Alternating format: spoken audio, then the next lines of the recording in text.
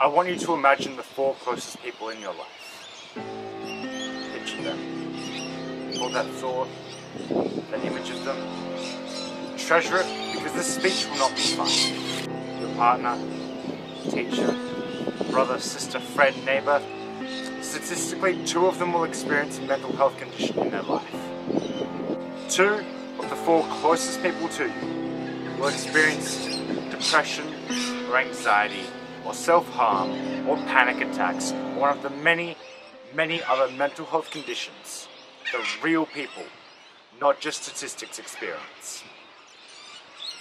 Some people, 76% of the time it's men, won't be able to handle it.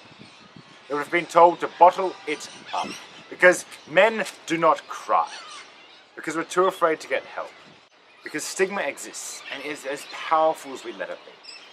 Right now, it's got a firm grip on our hearts and our minds, and it is powerful. Imagine those people again. The incredible experiences you've shared with them. They've shaped you and you've shaped them, and that connection is beautiful. I won't get you to call your favorite. Sometimes it's impossible to pick. How about this? Give them a number and roll the dice, because statistically 1 of them will experience anxiety in their lives. We all get stressed. Shaky hand speeches and first kisses. Anxiety is different. Anxiety is one of those things that's different for everyone, but with common traits. It's a whole magnificent bucket load of difference. It's 2 million people in 12 months worth of difference. Can't talk or can't leave your house. Difference.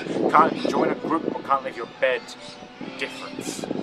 We live in a society with an unrecognized epidemic. Depression is the leading cause of disability worldwide, not just in the bubble of Perth or Western Australia, but the leading cause of disability worldwide. And sometimes people don't know how to live with it, can't live with it, don't live with it. If anyone has lost someone, you know the incredible destruction that grief leaves in its wake. You know what it's like to be completely stripped of what you hold close, be completely exposed, vulnerable, alone. Grief is pain, grief is loss. Grief is not knowing if he loves you, if he was proud of you. Grief is knowing that no matter how hard you try now, you will never be able to see him again. When 8 people in Australia commit suicide every single day, their friends, their family, colleagues, peers, neighbours, they are left to find out what suffering, what pain, what grief is. Over 3,000 people committed suicide in 2015. It's almost 3 times the low toll. There are many organisations that are working towards decreasing this number. Beyond Blue, Headspace, Lifeline, Zero to Hero. They and many others are making an impact. They are working to reduce the stigma surrounding mental health and preventing suicide. Those organisations do a huge amount of varied events and activities, but they also offer something I think we've lost in our lives. A connection between people. Not to ask how your day was with the expected reply of good, but to ask how you're going with the stress of exams or money. To ask what's bringing you happiness, joy, compassion, love. To ask if you're okay. This is what I propose. That each and every single one of us, before closing this video, write down the 4 closest people to you. On pen, paper, phone, it doesn't matter. As long as you record those names, remember those people. Write it down.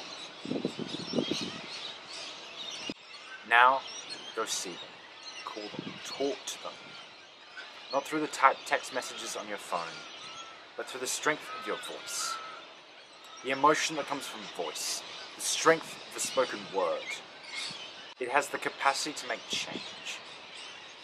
As soon as this video ends, then once every week, or when something doesn't seem quite right with them, go to the list and ask every single one of them, how are you going?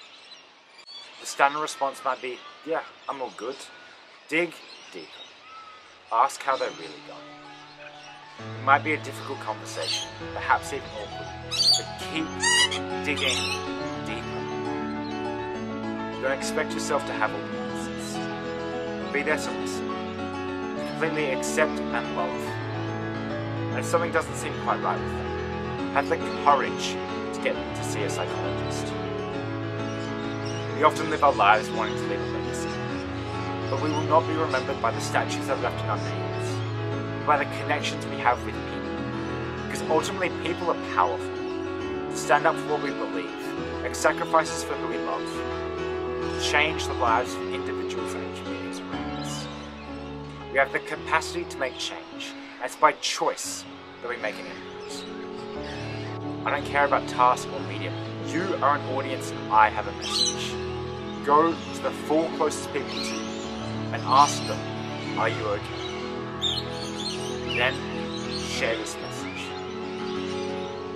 Get those friends, family, neighbours, peers, teachers, those close to you, and get them to ask their 4 closest. Tonight, tomorrow, next week, it doesn't matter. As long as you see them, call them, speak to them, connect with the people close to you. Have those conversations. Ask if they're okay.